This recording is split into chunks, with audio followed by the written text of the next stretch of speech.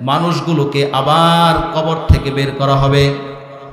আল্লাহ পাক রব্বুল আলামিন বলেন, وَنُفِخَ فِي الصُّورِ فَإِذَا هُمْ مِنَ الْأَجْدَاثِ إِلَى رَبِّهِمْ يَنْسِلُونَ قَالُوا يَا وَيْلَنَا مَنْ بَعَثَنَا مِنْ مَرْقَدِنَا هَذَا مَا وَعَدَ الرَّحْمَنُ وَصَدَقَ الْمُرْسَلُونَ।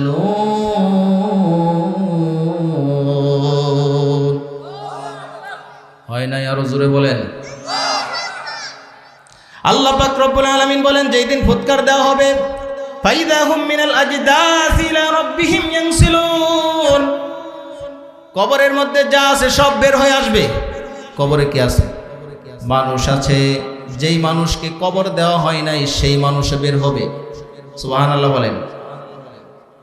যেই মানুষ সাগরে পড়ে মারা গিয়েছে, মাছে খেয়ে ফেলেছে, আগুনে পুড়ে মারা গিয়েছে, যে যেখানে মারা গিয়েছে সেখান থেকে উঠবে, সেখান থেকেই উঠবে। তাফসিরের মধ্যে বর্ণিত হয়েছে, মানুষের পিঠের সর্বশেষ যে হাড়টা আছে, হাড়ের টুকরা আছে, ওই হাড়ের টুকরাটা কোনোদিন পচে গলে না, মাটিতে খায় না। ওই হাড়ের টুকরা থেকে আবার প্রত্যেকটা মানুষকে আমাদের দিন পুনরুত্থিত হবে। আল্লাহ পাক রব্বুল আলামিন সবাইকে হাজির করবেন। সূর্যটা এত কাছে চলে আসবে, মানুষগুলোর মাথা গলে মগজগুলো করে নাক কান দিয়ে পড়তে থাকবে, মানুষগুলো দৌড়াতে থাকবে, জিহ্বাটা ঝুলে নাভি পর্যন্ত ঝুলে যাবে। মানুষগুলো দৌড়াবে আর বলবে, কোথায় শান্তি পাই, কোথায় শান্তি পাই।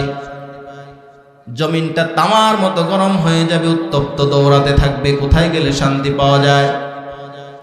প্রত্যেকটা মানুষ থাকবে উলঙ্গ।